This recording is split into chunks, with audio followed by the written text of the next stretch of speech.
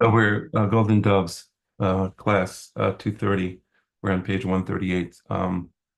Cosmology and the Torah, semiological systems is very interesting.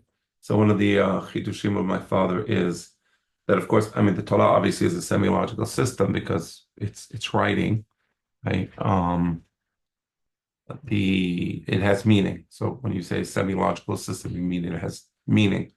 So, for example, if I take an inkwell and I throw it on a piece of paper and it splatters, the shapes of the splatter is not a semiological system because it wasn't intended to have meaning and it doesn't have meaning. So there's nothing for me to read there or try to understand. Nobody's trying to communicate anything to me. On the other hand, the Torah, obviously, like a book, like any book or any writing, has meaning. That's the semiological system. And the idea here is that cosmology also is a semiological system because the Greeks, in the Western world, when we speak about the Greeks, we're talking about ourselves. We view the world in a metaphysical sense, so things just are. And when something is, there's nothing to read. Nobody's communicating anything, right? When a person writes a book, they're communicating something. So if the tree grows in the Greek thinking, it's just a tree. There's nothing there. There is no message, right? For us, cosmology, the universe, the cosmos, is a semiological system. Let's read what my father has to say. The tension described above is also present at the cosmological level. It's interesting. The two principal subjects of Jewish mysticism. Just if I can just take a second, I believe he's referring to the tension between the script, the letters, the kitab, and the articulation, right? And we said that the articulation of the kitab, so that's the vocalization, the oral law gives meaning to the kitab system initially through vowels, through vocalization. Interesting how that would work at the cosmological level. So let's see. The two principal subjects of Jewish mysticism, Maaseh Bereshit, the procedure of Genesis, and Maaseh Merkava, the procedure of the chariot. You notice how we reject metaphysics. It's Maaseh Bereshit. The things just aren't just, right? To be or not to be, that is not the question, right? It's a Maaseh that is the question, right? Again, the Torah it rejects Greek metaphysics and Western thinking. Okay, getting back to this. Maaseh Bereshit concerns the created cosmos, which is a manifestation of the power of the Lord, right? That's why the pasuk says, "Koach ma'asav higid le'amo." His power, he told his nation, because through the creation of the cosmos, um, we see that's a Maaseh Bereshit. We see the power of Hakadosh Baruch Hu. Ma'aseh Merkava concerns a presupposed glory, kavod, of the Lord. And I misread that, I'm sorry. Let me read that again. Ma'aseh Merkava concerns a pre-processed glory of the Lord. That's very interesting. So the pre-processed glory of the Lord, so Ma'aseh Merkava, is like the unarticulated letters, the kitab system. It's fantastic. Wow. It just ties in so nicely with the previous classes we were having. This is just amazing. The idea of olam haba, right? And olam hazeh, olam haba. In essence, both the scriptural and the cosmological express the tension between God's boundless power and the finite mode in which his power is manifest. So when you have the scripture, the letters together, the unvocalized letters or unarticulated message, there is no articulation, there's no vocalization, and therefore you have meanings, infinite meanings that can be generated through interpretation in those letters. So it's boundless. And then at the cosmological, so the scriptural and the cosmological express the tension between. So the Ma'aseh Merkava here would be the unarticulated glory of God, which is infinite, right? Baruch kevod Hashem mekomo, right? That's the infinite glory of HaKadosh Baruch Hu. And then that glory is articulated, so to speak, by vocalizing it, if I may. And and the universe, so to speak, becomes the vocalized version of the glory of God. So it's unbelievable and almost infinite as the universe appears. That's just a particular articulation of the Maaseh Merkavah. That's beyond crazy. That's like wow. I mean, that's just crazy. Wow. Mamash kadosh kadosh kadosh. You can say. Um, wow. Ultimately, at both these levels, the infinite finds expression in the finite successively, and that's beautiful. It's through successive synthesis that the infinite finds expression because you have to join the letters together according to the timeline. And then we have the succession of letters produces the meaning. The successive articulation of the letters produces the meaning.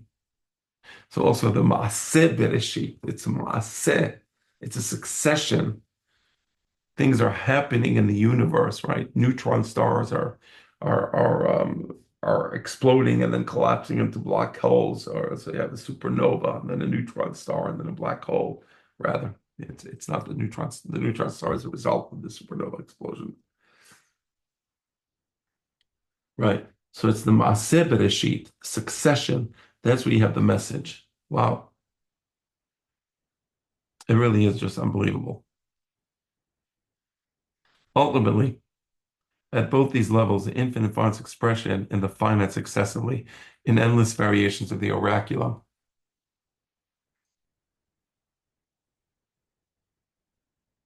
If the Rasha, whether deliberate or unintentional, articulates the infinite variation of the book, because through the Rasha, you can generate meaning on the letters, on the kitab, and there's infinite variations.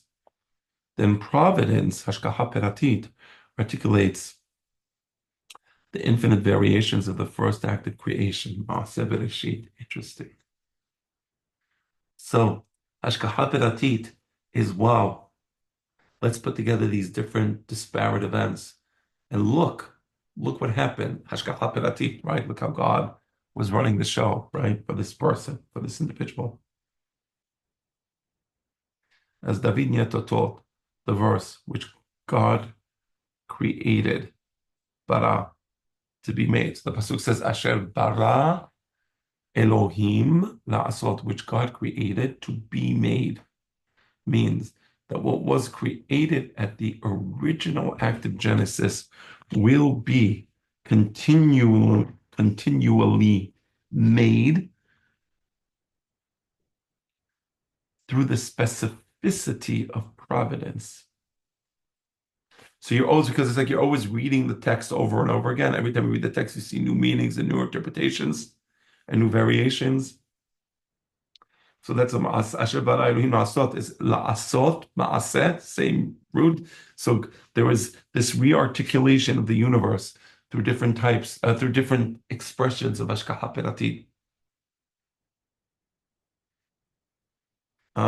Let me just see the footnote there. See if I can find it. De la Divina Providencia. Okay, interesting. All right, let's continue. In the mind of the rabbis, the scriptural and cosmological levels articulate the book, one in terms of panim and the other in terms of ahor.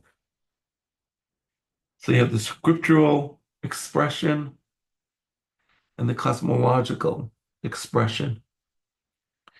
They articulate the book, one in terms of panim and the other in terms of ahor. Referring to creation, the rabbis declared, it is the way of the world that when a mortal king wishes to build a palace, he will not build it according to his own designs, but from the design of an artisan. In turn, the artisan will not build it according to his own design, but he would have charts and boards to consult and know how he would build the chambers. In the same fashion, God looks at the Torah and creates the universe. So the universe is the ahol, and the Torah is the panim. Or if I may, the universe is the ahol of the oraculum, and the Torah is the panim of the oraculum. And by Torah here, I believe it's the unarticulated Torah, the Ketav system of the Torah. In this connection, it is important to note that in the Aramaic versions of scripture and rabbinic literature, the Torah is designated Oraita, like the Oraita, right? Since this term is associated with Torah, it is commonly thought to be the Aramaic form of the Hebrew Hora'ah. So what does the word Oraita mean? So Oraita is Milashon Hora'ah, right? From Yara, to teach, from which the word Torah stems. This view is incorrect. The Aramaic translation of Yara is Alaf. Interesting.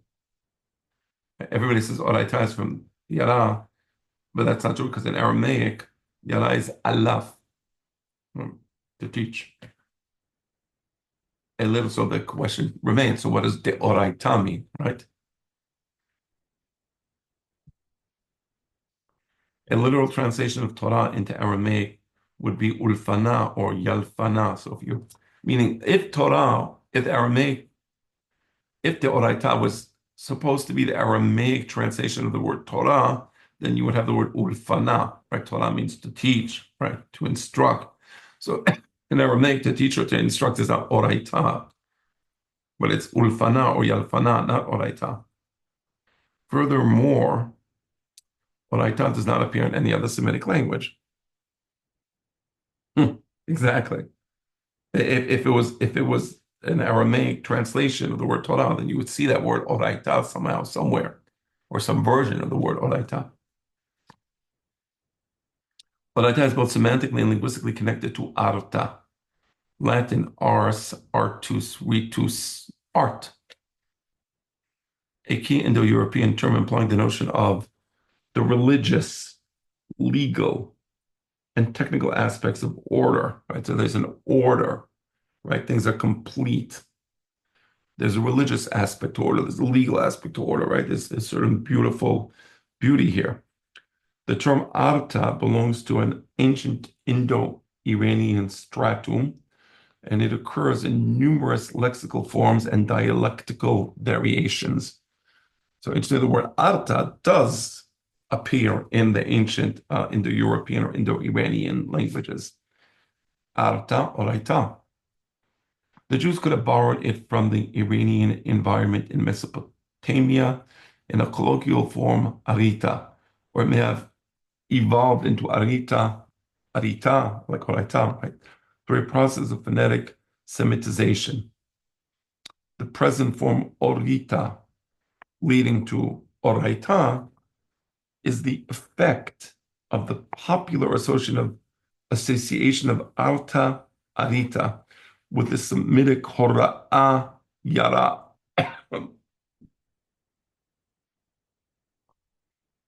Benveniste's description of alta fits perfectly with the meaning of oraita in rabbinic tradition.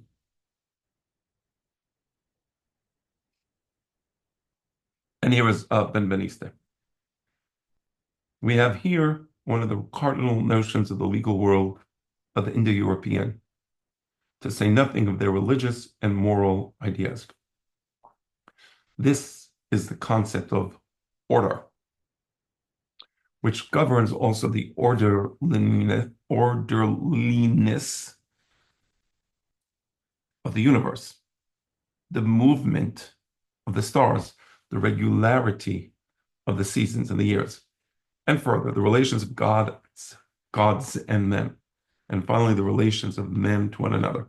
Nothing which concerns man or the world falls outside the realm of order.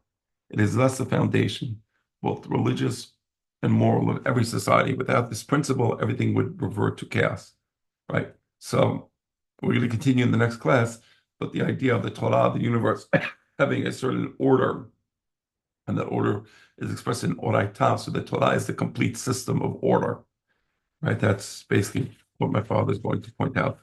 but that will have to wait till the next class.